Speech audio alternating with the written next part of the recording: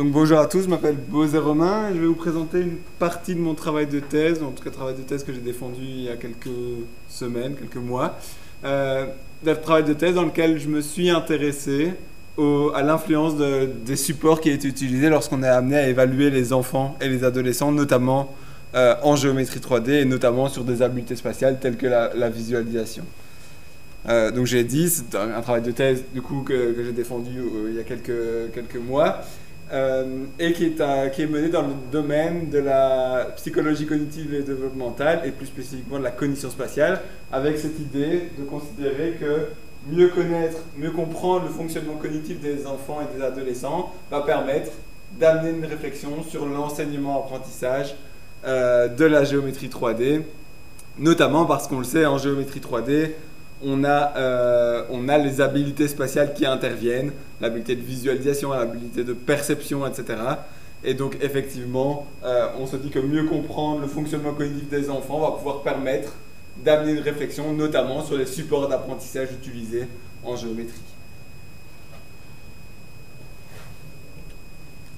Alors, parmi les habiletés spatiales qui pourraient être étudiées, on a en particulier les habiletés visio-spatiales et parmi celles-ci, une des classifications les plus connues, c'est la classification de Lynn et Perteron,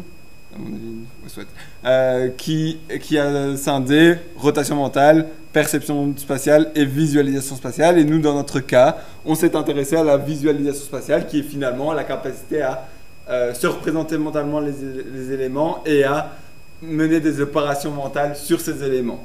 Par exemple, imaginer l'empreinte que laisserait un solide, imaginer la forme d'une coupe d'un solide, etc.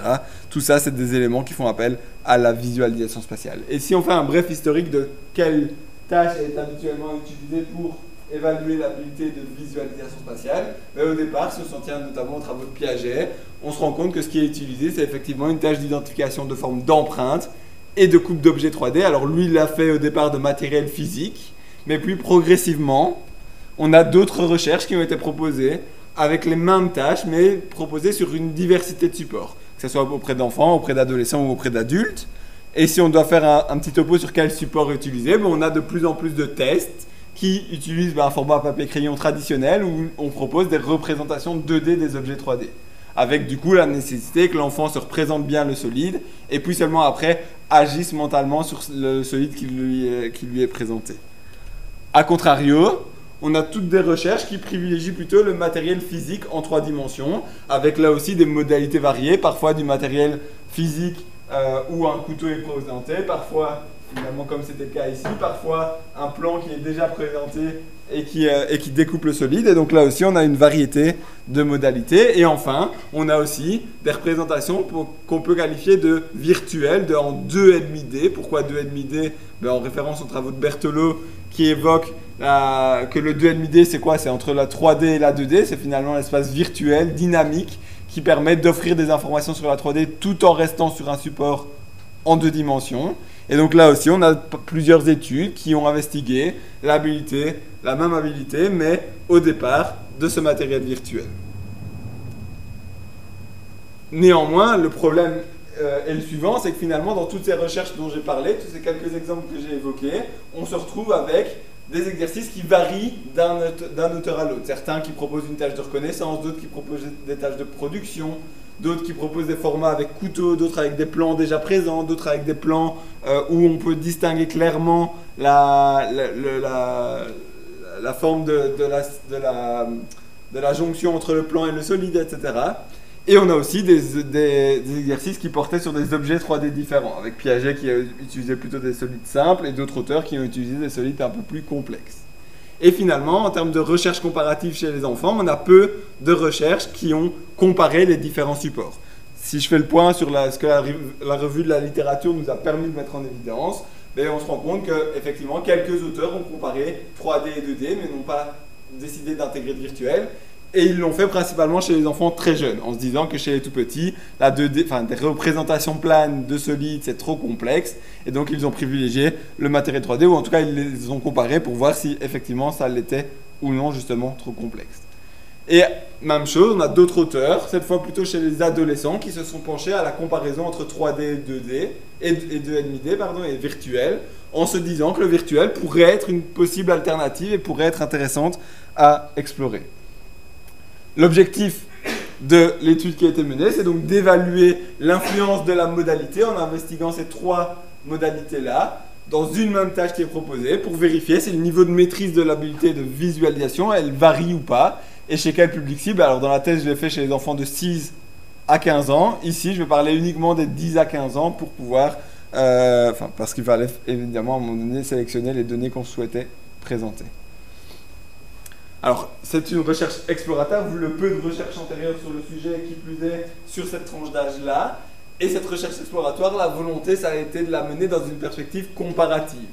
Comparative avec cette idée de comparaison des différents supports, à l'instar de ce que les précédents auteurs cités avaient pu mener. Et pour ça, j'ai choisi de mener 5 groupes indépendants que j'ai comparés entre eux. Donc c'était évidemment du coup des individus différents dans chacun des groupes. Ça constitue une limite sur laquelle je pourrais revenir par la suite. Et donc on a volontairement investigué la 2D,5, la 3D et la 2D avec cette idée de comparaison des différentes dimensions. Et qui plus est, puisque avec le matériel 3D et le matériel virtuel, on peut laisser l'élève manipuler le matériel ou on peut lui laisser observer le matériel, on a investigué aussi cet impact de la manipulation. Et donc on a au total 5 groupes. Un premier groupe qui travaillait avec des solides virtuels qui étaient présentés sur tablette et que les élèves pouvaient manipuler. Alors je le précise, l'idée n'est pas de montrer le couteau en train de faire son mouvement, mais simplement d'observer le solide dans différentes positions. Même chose dans le groupe 2, qui observait des représentations virtuelles à observer, mais là, l'enfant n'avait pas le contrôle des mouvements, il observait une vidéo du solide, on avait cet aspect dynamique, cet aspect virtuel, mais sans contrôle de la manipulation par l'individu. En troisième, on avait un groupe qui pouvait manipuler du matériel en 3 dimensions. Donc, encore une fois, on lui donnait exactement le même solide avec exactement le même couteau et on lui demandait d'imaginer la forme et il ne pouvait pas la faire de lui-même, évidemment. Il devait directement l'imaginer mentalement. Et même chose, un groupe 4 qui est amené à observer du matériel. Donc, cette fois, l'enfant n'a pas le couteau et le solide en main. Il doit se contenter d'observer un solide présenté par l'expérimentateur. Et enfin, un 5e groupe, évidemment pour la 2D, ça n'a aucun sens de faire manipuler, parce que sinon on ne serait plus dans de la 2D. Et donc là, l'enfant avait uniquement une photo de départ, telle que ce qu'on peut retrouver dans les tests papier-crayon. En termes d'échantillons, pour cette tranche d'âge-là, on est sur environ 60 enfants dans chacun des groupes, un peu plus de 60 enfants, ce qui fait un échantillon de plus de 300 enfants au total, sachant qu'encore une fois, j'ai investigué des plus jeunes, mais je ne vais pas en parler ici en détail. Et donc, qu'est-ce qui a été fait? Évidemment, afin de vérifier si les groupes au départ étaient équivalents, on a pris toute une série d'informations auprès des enfants, auprès des parents, auprès des enseignants, sur le matériel utilisé, sur l'expérience en géométrie, sur certaines habiletés, cognitives, etc. On a ensuite fait le choix de faire une épreuve expérimentale qui était la réplication d'une étude antérieure, en l'occurrence l'étude de Duroisin, qui était ma promotrice de thèse en l'occurrence, et où la première étape, ça a été évidemment de clarifier c'était quoi d'expliquer aux enfants ce que c'était une coupe et une empreinte, et de vérifier aussi cette compréhension, et ensuite de proposer 20 exercices. Dans ces 20 exercices, à chaque fois, on avait 5 solides qui étaient présentés, un cube, un cône, une sphère, un cylindre ou un anneau rond à bord rond, en référence aux solides que Piaget avait investigués dans ses propres recherches. Et pour chacun de ces solides, d'abord l'élève avait un exercice d'empreinte, et ensuite l'élève avait 3 exercices de coupe.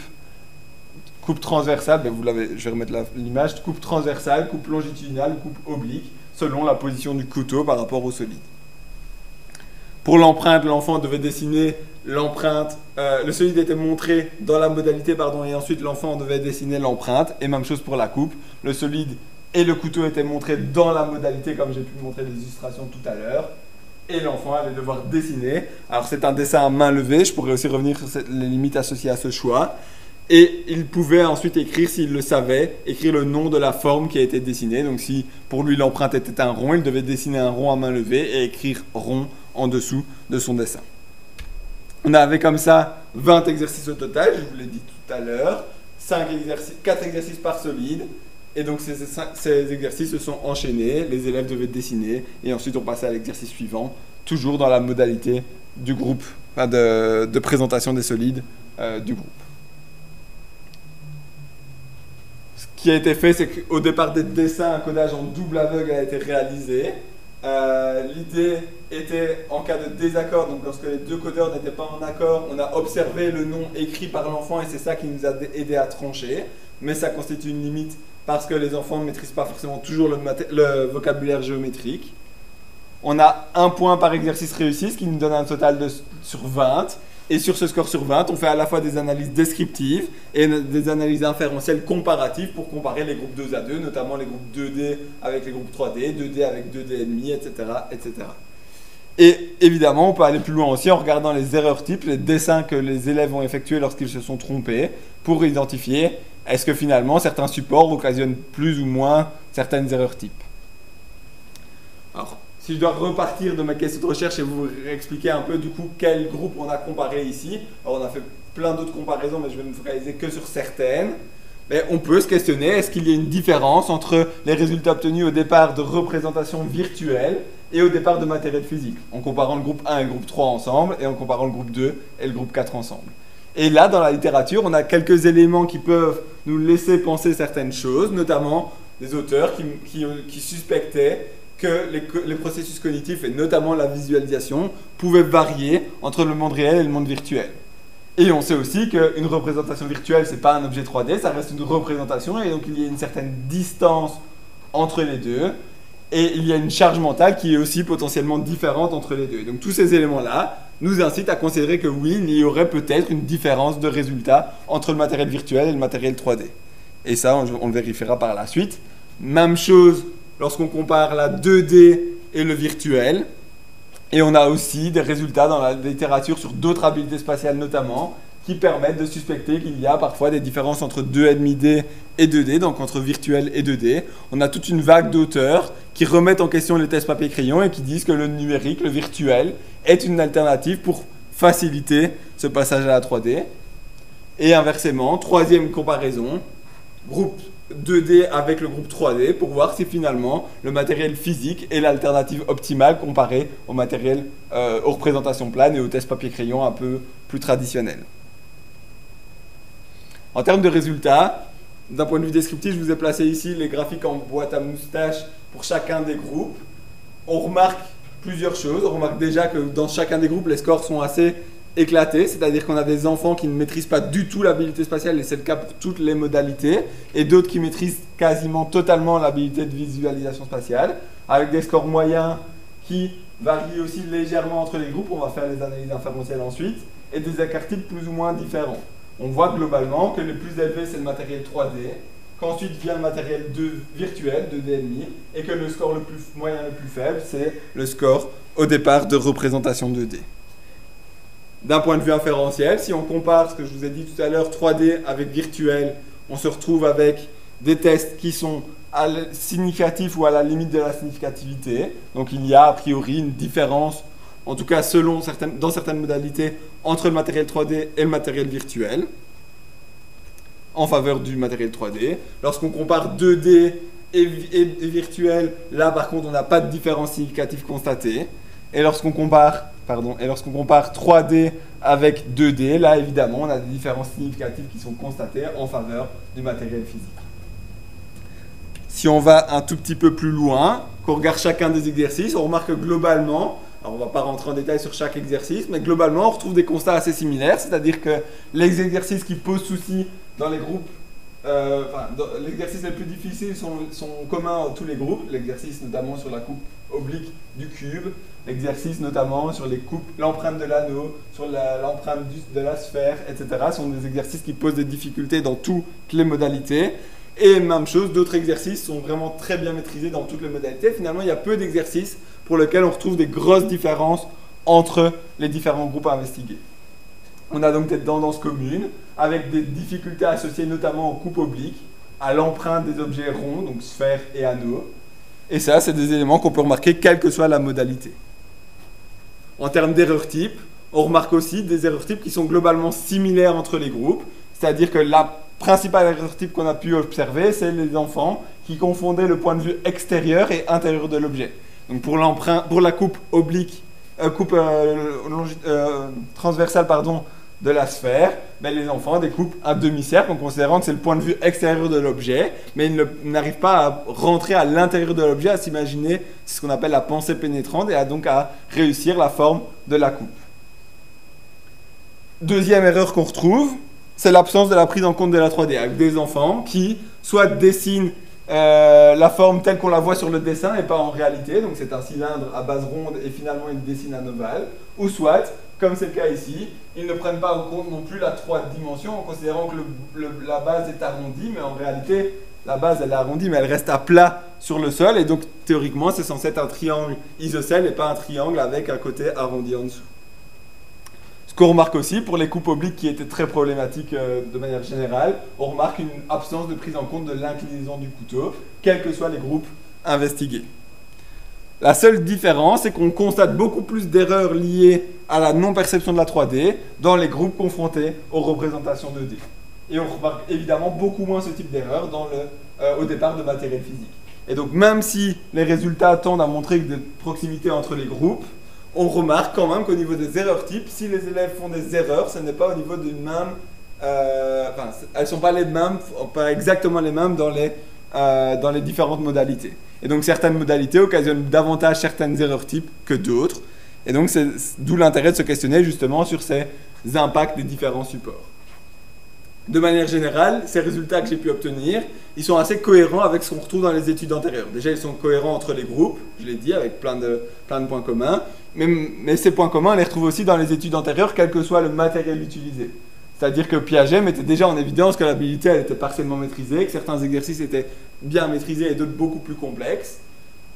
D'autres auteurs, comme Duroisin, mettaient en évidence que l'empreinte d'une sphère, ça pose des soucis, l'empreinte des solides arrondis, ça pose des soucis. Les enfants, bien souvent, n'imaginent pas que l'empreinte d'une sphère, c'est un point, ils l'imaginent plutôt comme un grand rond. On a des difficultés avec les coupes obliques qui ont aussi été mises en évidence face à différentes modalités. On a des exercices qui sont par contre plus faciles, ceux qui ont une forme congruente à la forme globale du solide. Mais malgré ça, ce qu'on peut retenir quand même, c'est qu'entre 3D et 2D, globalement, l'avantage est à la 3D. Le matériel physique occasionne de meilleurs résultats. Entre 2D et 3D, parfois la situation est égale, parfois la situation est à l'avantage de la 3D. Et entre 2D et 2D,5, par contre, on considère que les résultats sont équivalents d'un point de vue statistique. Et donc on constate quoi? Que face à des matériels, que les erreurs des élèves et les difficultés des élèves sont moins présentes face à du matériel physique. Et ça, ça remet en question ces fameux tests papier-crayon dont j'ai parlé tout à l'heure. D'après les résultats, si les élèves ratent à certains exercices de test papier-crayon, c'est peut-être parce que le problème se situe au niveau du support et pas en tant que tel à une difficulté à gérer le solide qui est présenté. Pourquoi qu'est-ce qui peut permettre de suspecter qu'effectivement en 3D c'est plus efficace qu'en virtuel et qu'en 2D? C'est parce qu'en virtuel et en 2D, l'enfant va devoir se reconstruire mentalement lui-même la 3e dimension. Alors que face à du matériel 3D, il n'a pas à faire cela. De plus, une chose qui évolue, c'est la perception de la position du couteau. C'est un élément clé lorsqu'on est amené à résoudre une coupe. Et on l'a pu le voir au travers des illustrations que j'ai montrées. C'est pas toujours très facile à distinguer au départ d'une représentation 2D. Ça l'est déjà beaucoup plus au départ du virtuel puisqu'on voit le solide et le couteau bouger. Et ça l'est nettement plus au départ de matériel 3D. Évidemment, la recherche qui a été menée, elle a des limites, je l'ai dit. Une des limites, c'est le fait d'avoir laissé les élèves dessiner à main levée, avec parfois un manque de clarté, parfois des situations un peu incohérentes entre le dessin et le mot écrit. Certains enfants ont dessiné ça et ont écrit cercle, ou certains enfants ont dessiné un cercle et ont écrit ovale à côté. Donc il y a parfois une difficulté à interpréter, et ça pourrait engendrer soit une sous-estimation du score à certains moments, lorsqu'évidemment le dessin est correct, ou lorsque le dessin est incorrect, ou inversement une surestimation lorsque le dessin est correct, mais ne correspond pas au mot indiqué par l'élève. Et donc pour ça, il faudrait continuer en menant des entretiens individuels ou en proposant des tâches avec reconnaissance pour éviter ce biais d'interprétation du dessin. Donc une perspective, c'est de créer une évaluation avec reconnaissance, c'est de varier les caractéristiques de l'environnement virtuel aussi, Je l'ai dit, l'environnement virtuel, on l'a créé nous et il est bien spécifique. Peut-être que si on aurait varié, notamment la perspective choisie, c'était une perspective axonométrique, on aurait pu choisir d'autres perspectives, une perspective avec point de fuite, etc.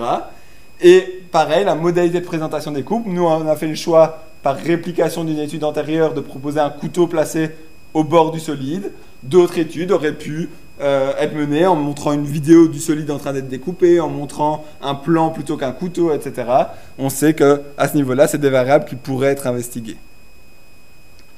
Ce qu'on peut retenir par rapport à ça, c'est qu'effectivement, du coup, il semblerait que la maîtrise des processus cognitifs, elle varie selon le support utilisé. Qu'en virtuel, l'enfant ne fonctionne pas exactement comme dans l'espace 3D. Et donc, si on veut être le plus écologique possible, c'est-à-dire que si on veut évaluer les compétences 3D des enfants et des adolescents, ben, utiliser des supports 2D et des supports virtuels, c'est pas forcément écologique.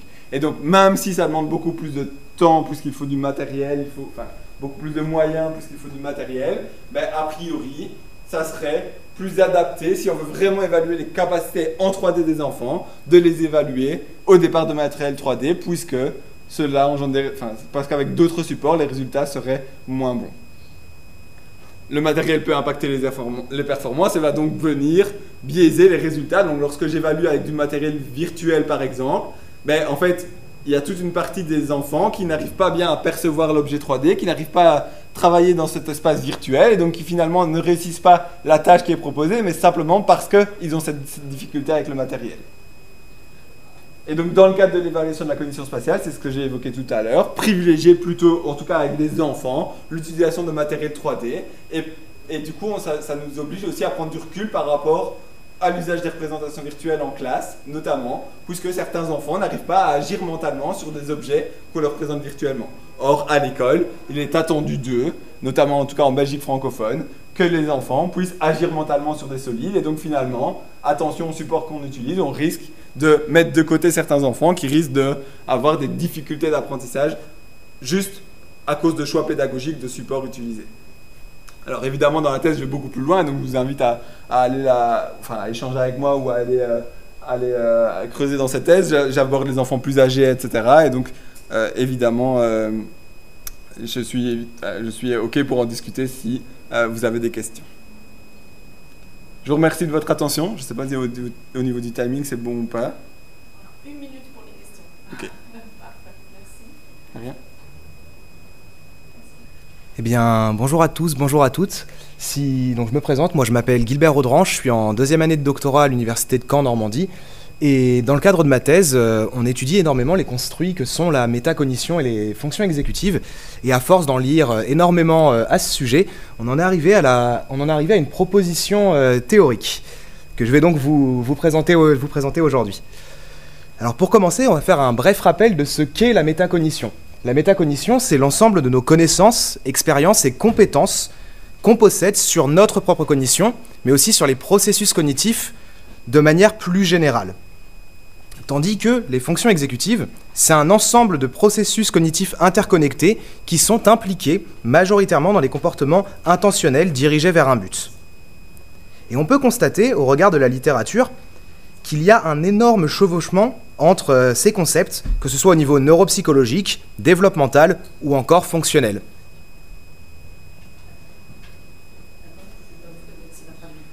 Ah oui, désolé. Mais ça traduit en moins juste en français, j'ai pas lu. Désolé, hein. Non, pas de souci, pas de souci. Alors...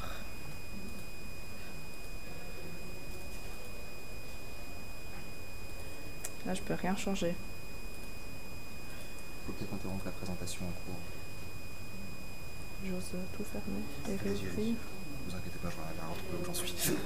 Désolé. Non, pas de souci. C'était... Oui, celui-là. Ce sera mieux avec la traduction. Vous n'avez pas fait attention. Alors, là, on est anglais. Ok. On y va comme ça. Et puis, je vous laisse avancer. Est-ce que ça fonctionne maintenant? Function not. Ok. On va voir ça, c'est bon. Du coup, je vous propose de recommencer pour être sûr que tout le monde ait toutes les informations. Donc, si je parle un peu plus proche, est-ce que c'est plus fonctionnel?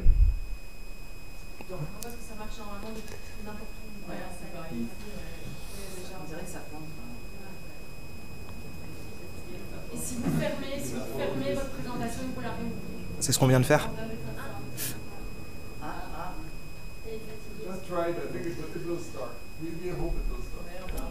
Bon,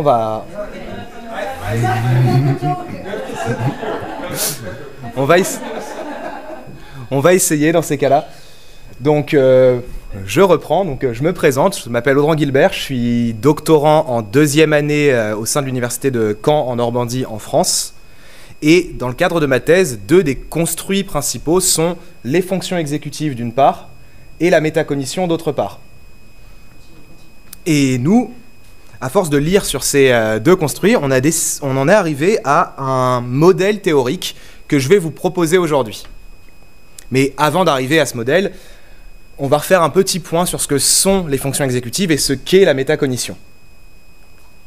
Donc, la métacognition, c'est l'ensemble des connaissances, expériences et compétences qu'un individu possède sur sa propre cognition, mais aussi sur les processus cognitifs de manière plus générale.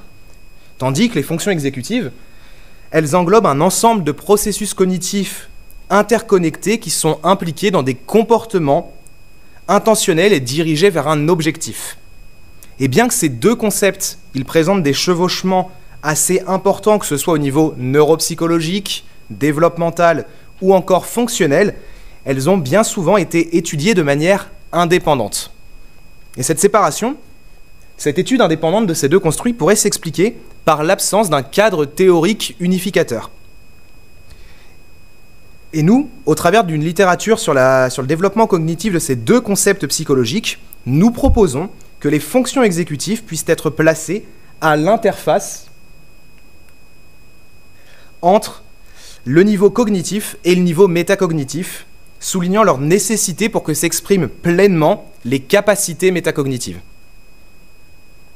Donc, pour rentrer un peu plus dans le détail de ce qu'est la métacognition, il faut savoir que la métacognition, comme je disais, c'est la somme de nos connaissances, expériences et compétences vis-à-vis de la cognition elle-même. Et quand on parle de connaissances métacognitives, on se réfère en fait à l'ensemble de ce que l'on sait sur la cognition. A l'inverse, quand on parle d'expérience métacognitive, c'est l'ensemble de tout ce que l'on vit quand on réalise une activité cognitive. Et enfin, les compétences métacognitives font référence à l'ensemble des stratégies que l'on déploie pour contrôler nos propres processus cognitifs. Il faut savoir que d'un point de vue fonctionnel, ces 3 connaissances, expériences, compétences, ces 3 composantes, elles entretiennent des relations. Elles sont interconnectées. Et d'un point de vue fonctionnel, la métacognition, elle agit sur la cognition à l'aide de 2 processus.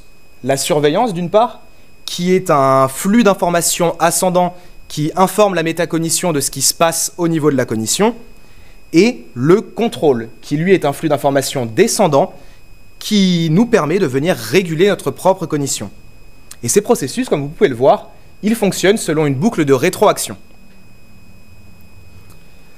On va prendre un exemple pour clarifier tout ça. Imaginons une élève, Emma. Elle a 8 ans, elle est élève en fin de CE2 et elle doit apprendre une poésie par cœur.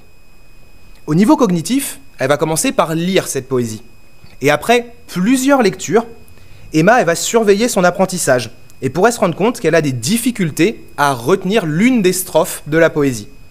Au regard de ce sentiment métacognitif, qui est un des types d'expériences métacognitives, Emma pourrait chercher dans ses connaissances comment améliorer son apprentissage en déployant pour cela une stratégie de relecture puis de récitation, sans le support du texte.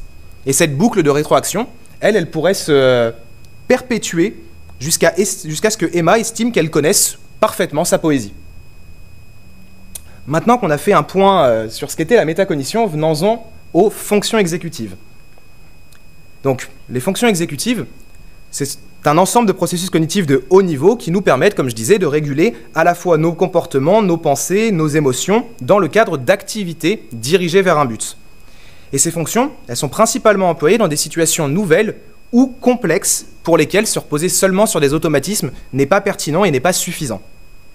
Et selon le modèle dit d'unité-diversité proposé par Miyaké et Friedman, elle reposerait d'une part sur un facteur exécutif commun qui représente globalement notre capacité à représenter l'objectif fixé et les informations qui lui sont liées en mémoire de travail et à ignorer les informations et réponses non pertinentes vis-à-vis de cet objectif, afin de venir influer sur nos propres traitements cognitifs. Et ce facteur, il est défini de par la part de variance commune aux fonctions exécutives d'inhibition, de mise à jour en mémoire de travail et de flexibilité mentale. Et c'est ce dont on parle avec le terme d'unité, qui est présent chez les enfants jusqu'à l'âge d'environ 10 ans. Pour progressivement se diversifier avec l'âge, en se scindant en deux fonctions que sont la mise à jour en mémoire de travail, qui correspond à notre capacité à supprimer et remplacer les informations qui sont stockées temporairement, et notre flexibilité mentale, correspondant, elle, à notre capacité à alterner à déplacer notre foyer attentionnel et à alterner entre différents niveaux de traitement cognitif.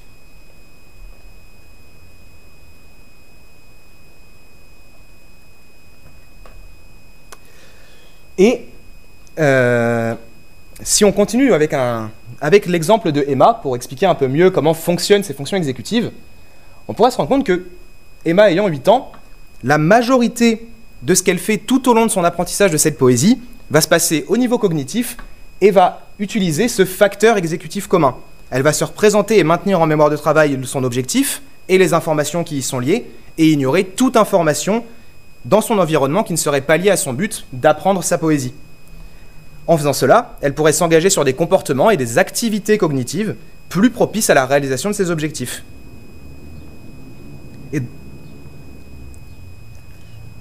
Par contre, si on imagine que Emma maintenant a 14 ans, elle continuerait à se représenter et à maintenir son objectif en mémoire de travail via ce facteur exécutif commun, mais quand elle lira sa poésie, elle va se représenter la poésie en mémoire de travail.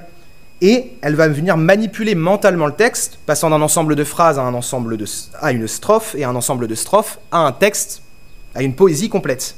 Et elle pourra à tout moment décider, grâce à sa flexibilité, d'alterner entre la seule lecture du texte et sa récitation pour l'apprendre de manière plus efficace. Et avant de passer à la suite, je tiens à souligner un point qui m'apparaît important, crucial même, c'est que le modèle que je viens de vous présenter, de Miyaké et Friedman, le modèle d'unité-diversité, il est encore assez mal exploité dans la littérature, notamment en psychologie du développement, où une majorité des études vont venir se concentrer spécifiquement sur cet aspect de diversité et étudier séparément les fonctions exécutives, même chez des enfants de moins de 10 ans. Ce qui, au regard de ce modèle, ne fait pas vraiment de sens. Nous, dans la proposition que je vais vous faire par la suite, nous allons nous appuyer sur ce modèle d'unité et de diversité. Donc, si on en vient à ce début de modèle, on a présupposé que les liens entre métacognition et fonctions exécutives, en présupposant donc que les fonctions exécutives étaient à l'interface entre cognition et métacognition. Plus spécifiquement, chez les enfants de moins de 10 ans, comme Emma, qui a 8 ans, élève en fin de CE2, les fonctions exécutives sont encore indissociées en un seul facteur cognitif commun que nous présupposons comme intervenant au sein du fonctionnement métacognitif et plus spécifiquement en intervenant au niveau du flux d'informations ascendant et du flux d'informations descendant que sont la surveillance d'une part et le contrôle d'autre part. En effet, ces deux flux d'informations, ils s'expriment en fonction d'un objectif spécifique. Maintenant, si on rentre un peu plus dans le détail et qu'on garde toujours cet exemple d'Emma, quand Emma surveille son apprentissage de sa poésie, elle va le faire parce que son objectif, c'est d'apprendre cette poésie par cœur. Et c'est pour ça que tout au long de son apprentissage, elle va garder en mémoire une représentation de son objectif d'apprentissage en mémoire de travail qu'elle mettra à jour au fur et à mesure de ses progrès. Et pour ce faire, elle va inhiber l'ensemble des distracteurs qu'ils soient endogènes ou exogènes. Et si elle inhibe tous ces distracteurs, c'est pour pouvoir se permettre d'être plus concentrée sur la surveillance de son activité mentale. En cela, certaines études vont même avancer que l'efficience des fonctions exécutives et ou de l'inhibition, dès le plus jeune âge, est un prédicteur de la qualité du processus de surveillance. Et au niveau du contrôle, Désolé. Et en faisant cela, en surveillant cette activité, elle pourrait se rendre compte, comme je disais, qu'elle ne se souvient pas d'une strophe après l'avoir lue plusieurs fois. Et au niveau du contrôle, Emma va contrôler ses activités cognitives pour se permettre d'atteindre son objectif d'apprentissage. Et pour ça, en plus de conserver en mémoire cet objectif, elle va faire attention à ne pas s'engager dans une stratégie cognitive, un comportement spontané qui ne serait pas pertinent pour pouvoir s'engager plutôt dans une stratégie plus efficace, celle de récitation que je vous présentais tout à l'heure. Maintenant, voyageons un peu dans le temps. Emma a subitement grandi de 6 ans, elle a 14 ans, joyeux anniversaire à elle d'ailleurs, et est au collège, et elle doit encore apprendre une poésie par cœur. Son facteur exécutif commun, il est toujours mis en œuvre pour supporter à la fois surveillance et contrôle métacognitif, comme lorsqu'elle était plus jeune. Sauf que maintenant, Emma ayant grandi, elle a pris de l'âge, ses fonctions exécutives se sont spécialisées, et une part du fonctionnement de sa mise à jour ne peut plus se confondre dans le facteur exécutif commun. Et quand Emma surveille ses apprentissages, l'apprentissage par cœur de sa poésie, en plus de tout ce qu'elle fait au niveau du maintien de son objectif et des informations qui y sont liées, elle vient se représenter en mémoire son apprentissage et va mettre à jour cette représentation au fur et à mesure qu'elle le réalise, en supprimant les représentations qui ne sont plus d'actualité au profit de nouvelles plus alignées avec ses progrès. Par exemple, une fois qu'elle aurait appris la deuxième strophe, elle supprimerait de sa mémoire de travail la représentation de son apprentissage limité à une seule strophe, afin d'évaluer celui des 2 strophes. Et pour l'évaluer, elle pourrait comparer ce dont elle se souvient du texte au texte qu'elle aurait sous les yeux. Et quand Emma cherche à contrôler son activité cognitive, elle a aussi besoin de manipuler activement de l'information, ce que lui permet sa mise à jour, qu'elle va stocker en mémoire de travail, afin d'en réguler la quantité, la qualité et la nature pour développer, mettre en place et actualiser une stratégie au fur et à mesure de la progression vers son objectif. Et cette stratégie, ça pourrait être de se mettre en situation de récitation.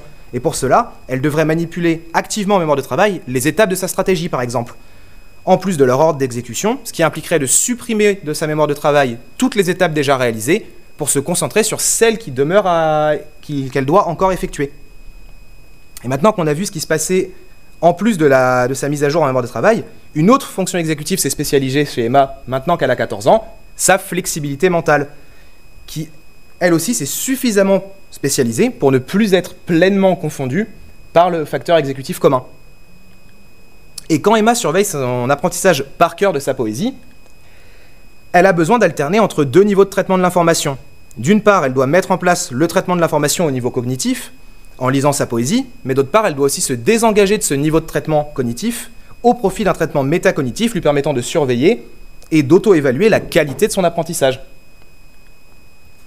Tandis que quand Emma contrôle son apprentissage, elle invoque une nouvelle fois sa flexibilité, notamment parce qu'elle a besoin de se désengager du processus cognitif en cours pour s'engager dans un processus métacognitif de contrôle, ce qui peut parfois se traduire par un changement de stratégie qui va lui demander de se désengager d'une stratégie d'apprentissage pour s'engager dans une autre. Ça veut dire qu'Emma doit alterner entre différentes stratégies. Dans le cas de Emma, c'est en étant flexible qu'elle pourrait se désengager de sa stratégie initiale d'apprentissage par simple lecture au profit d'une récitation sans support et alterner entre récitation et lecture.